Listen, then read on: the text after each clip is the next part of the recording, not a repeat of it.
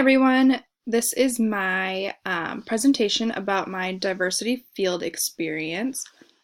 So my experience was about the education in Latin America, and the things, sort of revolving around that and the differences between Latin American education and education in the United States. So I interviewed two educational assistants that I work with that are from Latin America.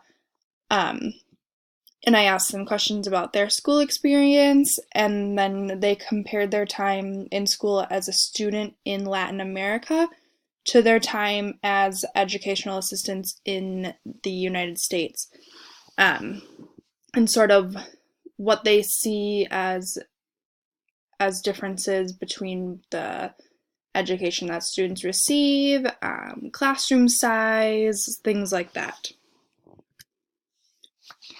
So to start off, I did some research because I was really sort of unaware of any type of information about the education in Latin America other than just knowing that it's lower quality than that of what we have in the United States.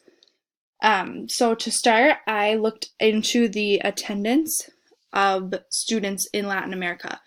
So for preschool level, 70% of students attend preschool. In the primary level, almost 100% of all children attend school. But then once they hit the secondary level, only 66% of students attend.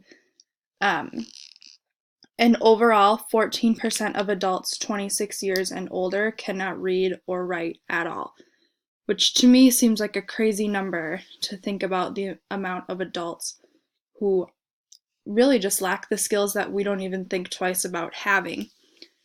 And overall, no school means no education, which then leads to lower quality jobs, which are less money, and then lead to a lower quality of life, and basically just a continuous circle of poverty. So when the parents didn't go to school, then they had a lower quality job. They had less money. They couldn't send their own students to higher education or to private school or things like that. And it's just a continuous circle that keeps on going.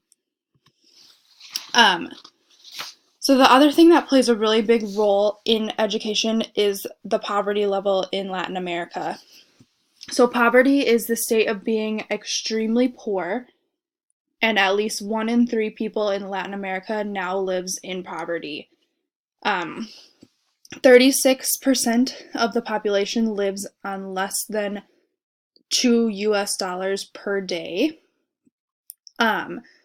And like I said before, children living in poverty have limited education opportunities, which leads to school failure, lack of opportunity to acquire those cognitive skills, and then just the social experiences that come along with good schooling. The other thing that plays a role is the poor health and nutrition that comes along with poverty.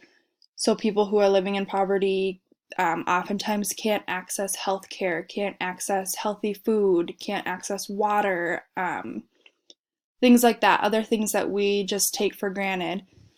And because of this, they tend to have less time to spend on school activities and less support for doing their homework.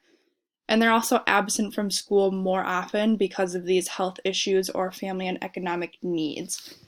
So for the children who aren't enrolled in school, in secondary school, a lot of them are probably working to help support their family because they have those economic needs, and just the incomes of the parents isn't enough to support the whole family. So for my interviews, we talked about their current school experiences as an EA and versus as a student.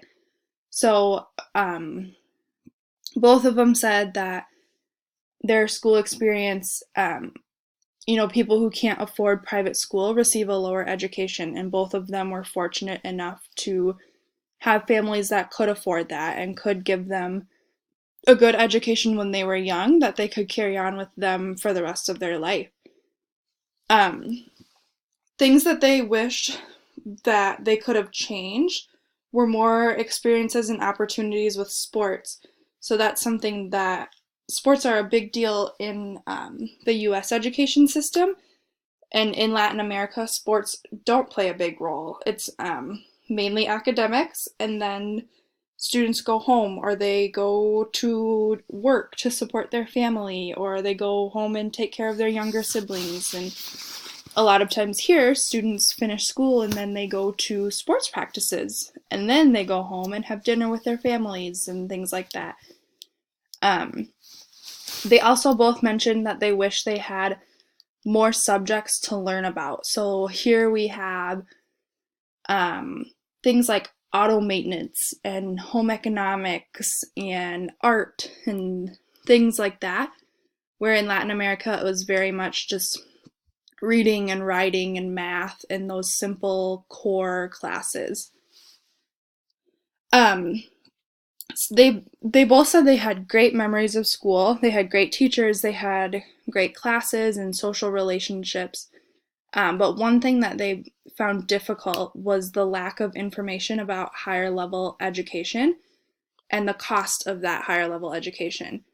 So their education system, their higher level education system is very different than ours here. But there wasn't a whole lot of access to it, and there wasn't a whole lot of information that was given. It was more their responsibility to go out and look for it and find it themselves. Lastly, they talked about what a good teacher looks like in Latin America as well as the United States. And they both said, someone who is approachable, someone who's knowledgeable, someone who is kind and affectionate. And the biggest thing that stuck with me is that they both said a good teacher is someone who believes that every child is capable of learning. So whether that be a special education student, a child living in poverty, anything that would create a difficulty for that child, they are still capable of learning and should be given the same opportunities as every other child, which I think is true in Latin America. It's true here. It should be true everywhere. Overall, this experience was really fun. I enjoyed listening to them talk about their school experiences and sort of comparing in my head what mine were like versus what theirs were like. And I thought it was really informative to look at what the education system looks like in a different country.